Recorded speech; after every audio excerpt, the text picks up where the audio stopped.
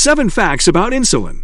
The first step to achieving physical health is by having the correct information. Your pancreas produces the hormone insulin, which is in charge of regulating the level of glucose in the body. When you eat your food, the pancreas naturally releases insulin, which helps to store the excess glucose in your muscles and liver for later use. Does insulin sound like it plays a vital role in our bodies? Yes. So what are the 7 facts about the hormone insulin? 1. Insulin is essential to your health. Insulin plays several roles in your body to ensure good health. The most important role is that it regulates sugar levels in the blood. When you eat carbohydrates, during digestion, they are broken down into glucose, which is the primary source of energy for the body. When the body has absorbed all the energy it needs, insulin's role comes into play. Insulin stores the excess glucose in the liver for later use as glycogen. The importance of insulin is seen when one develops diabetes. When insulin levels in the body are low, glucose levels continue to rise, resulting in type 2 diabetes. The difference between type 2 diabetes and type 1 diabetes is that in type 2 diabetes, the body produces insulin, but it is not enough for the body, while in type 1 diabetes, the body produces little to zero amounts of insulin. High glucose levels in the blood can cause blindness, kidney damage, and nerve damage. 2. Insulin therapy can help lower your blood sugar. Insulin therapy is one of the treatments for regulating your blood sugar.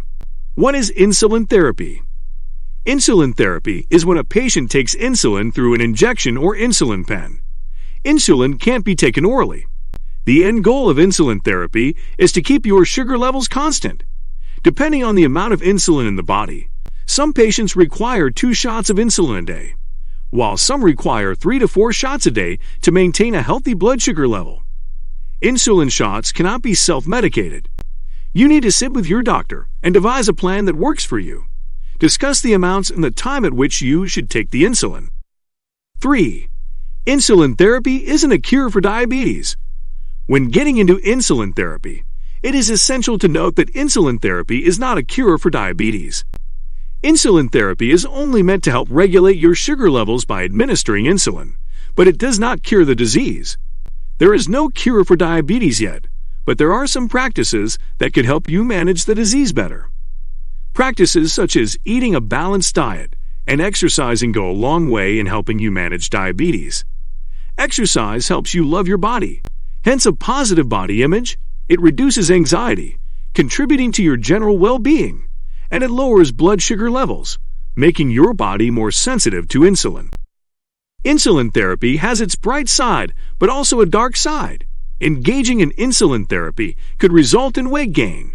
For you to get into insulin therapy, your body could not store the excess glucose. So when you start taking insulin shots, the excess glucose is stored as glycogen, resulting in weight loss. You can take care of this weight by eating a balanced diet and exercising. 4. There are different types of insulin available. The different types of insulin are grouped according to how long they take to start working. The first type of insulin is a rapid-acting insulin.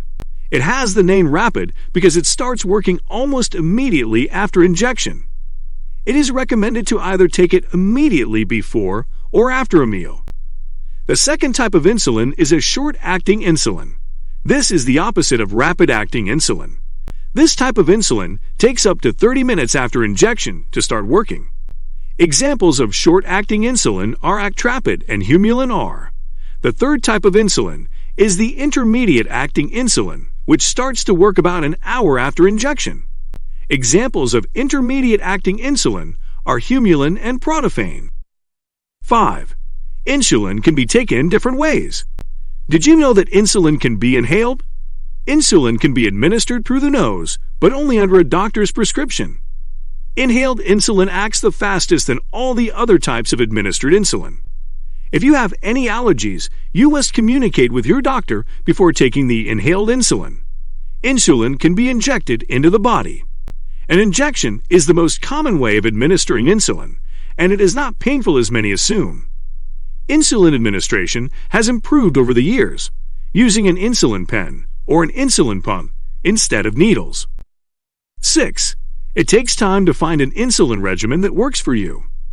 As we have tackled different kinds of insulin regimens, not all will work for you. It may take a few trials and errors before you get a regimen that works.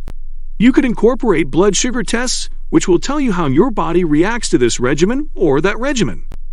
This collected data will help your doctor to know which treatment works best for you. 7. Insulin should be kept in a refrigerator. When you go to your doctor and they give you clear instructions on how to administer insulin by yourself, the next question that comes to mind is how you store it. Just like all other medicines, insulin must be stored correctly and away from children's reach. Even when the seal is there, insulin has to be refrigerated and not freeze the insulin. Insulin tends to be less effective when it is subjected to extreme temperatures. If you freeze insulin, it becomes less effective, and if you expose it to heat, it becomes less effective. What happens to your body when you take insulin that has not been stored properly? You could develop hyperglycemia. So make sure you store your insulin in the fridge, not in your cupboard or car. Do you know any other facts about insulin? Comment below. Let's engage.